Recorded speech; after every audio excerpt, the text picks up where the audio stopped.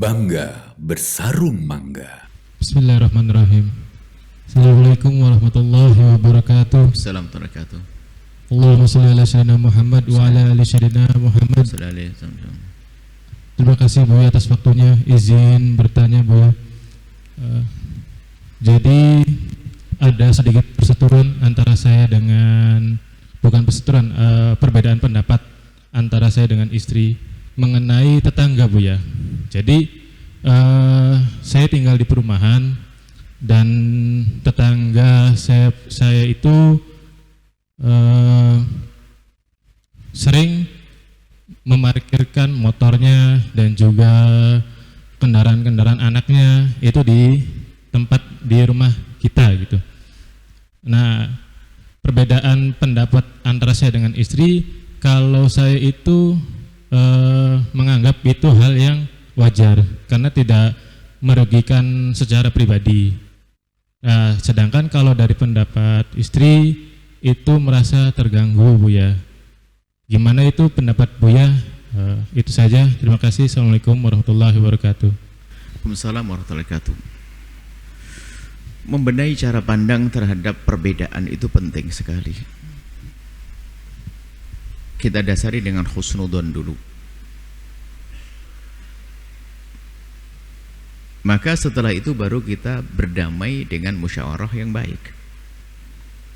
Anda sebagai seorang suami sudah sangat benar jika Anda mengatakan bahwasanya wajar saja, wong itu adalah tetangga, mau parkir di rumah saya juga wajar saja.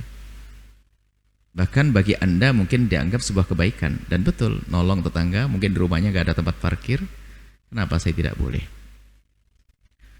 Tapi kalau saya melihat istri Anda mungkin, jangan langsung prasangka buruk bahwa istri Anda hasut kepada tetangga, benci ke tetangga. Oh tidak. Istri Anda karena merasa bahwasanya mungkin, jadi kita harus bangun husnudzon dengan pasangan supaya tidak menjadikan perbedaan lalu bermusuhan. Anda kerja kan? Anda kerja sering keluar. Istri Anda di rumah. Mungkin beliau seorang wanita terhormat, kurang nyaman jika ada keluar masuk motor dan sebagainya, dan masalah banyak. Jadi masih banyak mungkin kalau kita cari apa sih sebabnya. Yang nggak boleh adalah, dan itu jangan dituduh istri Anda. Yang nggak boleh adalah karena dengki kepada tetangga. Ada orang jauh parkir depan rumah biasa saja, giliran tetangganya parkir, nggak punya tempat saja. Nah, tapi istri Anda tidak semacam itu. Mungkin ada ketidaknyamanan karena tiba-tiba ada orang masuk di rumah, mungkin laki-laki dan sebagainya. Hargai istri Anda. Dimusyawarahkan yang baik. Maksud kami jangan dikit-dikit kita menjadikan itu sebuah permasalahan. Jadi apa yang Anda maksud, apa yang Anda fahami adalah sangat benar. Bahwasanya wajar saja jika ada tetangga parkir di dalam rumah Anda, wajar dan itu benar. Tentunya dengan catatan jika tidak mengganggu privasi istri Anda. Sebetulnya itu nanti kalau dilanjutkan lebih dalam lagi, seolah-olah baik bisa menjadi tidak baik. Contohnya tetangga numpang mandi di rumah Anda ngizinkan terus, tapi istri Anda seorang wanita terhormat menjadi nggak mau, kan? Salah pandang saja. Anda baik hati, istri Anda menjaga kehormatan. Misalnya, setiap hari kok numpang mandi di rumah kita, Bang, kan nggak enak. Waktu abang pergi, toilet, assalamualaikum, toilet, kan nggak enak. Kurang lebih semacam itu. Tapi ini baru nasihat secara umum. Jika tetangga Anda memerlukan tempat parkir Anda, izinkan, selagi tidak merusak, mengganggu. Hilangkan kedengkian kepada tetangga. Sengaja kami kasih batasan, jangan sampai Anda menuduh istri Anda dengki pada tetangga. Mungkin maksudnya benar, Anda kan jarang di rumah, itu yang urus kadang-kadang mau pergi, atau mungkin gerbangnya, terus nanti bagaimana agak repot, laki-laki dan sebagainya. Mungkin istri Anda orang yang sangat terhormat. Jadi istri Anda mungkin benar hujahnya. Tapi kalau ada tanda-tanda kebencian dengan tetangga, itu harus dipangkas. Jangan sampai tetangga parkir di rumah kita benci, karena malaikat Jibril berwasiat kepada baginda Nabi agar peduli pada tetangga. Bahkan man kana yu'minu billahi wal yaumil akhir falyukrim jarah. Orang yang beriman kepada Allah dan hari akhir memuliakan tetangga. Tentunya dengan ada rambu-rambunya. Bukan tidak ada rambu-rambu, rambunya syariat. Jadi tolong hargai istri Anda. Kalau alasannya ketidaknyamanan masalah privasi, sah-sah saja. Tinggal nanti caranya bagaimana, minta maaf kepada tetangga yang halus, jangan kita buat permusuhan dengan tetangga. Tapi kalau ada tanda-tanda, mohon maaf, wahai mungkin istri penanya yang baik hati ini, kalau Anda mendengar suara ini, jika Anda termasuk karena kebencian, ketidaksenangan di hati Anda, maka hendaknya harus ada pangkas itu. Jangan sampai kita tidak senang dengan tetangga, kedengkian dengan tetangga, itu merusak hati. Tapi kalau masalah privasi, ada hal yang ada hubungannya dengan syariat kehormatan, itu sah-sah saja. Maksud kami adalah berdamailah setelah ini, musyawarah yang terbaik seperti apa.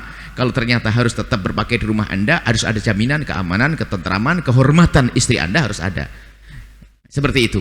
Kalau ternyata tidak, caranya seperti apa? Jangan sampai menjadi sebuah presiden. Cuman ini baik, maksudnya yang disampaikan beliau ini penting sekali. Kelihatannya sederhana pertanyaannya, akan tapi masalah tetangga ini penting. Ada tetangga itu sembrono, ya, karena kan ada tetangga sembrono, gerusak-gerusuk, ada banyak masalah. Ada yang berlebihan kerasnya, apalagi hidup di kota itu tetangganya tidak ngerti namanya. Siapa tetangga saya? Jadi insya Allah Anda orang baik dan istri Anda insya Allah juga orang baik.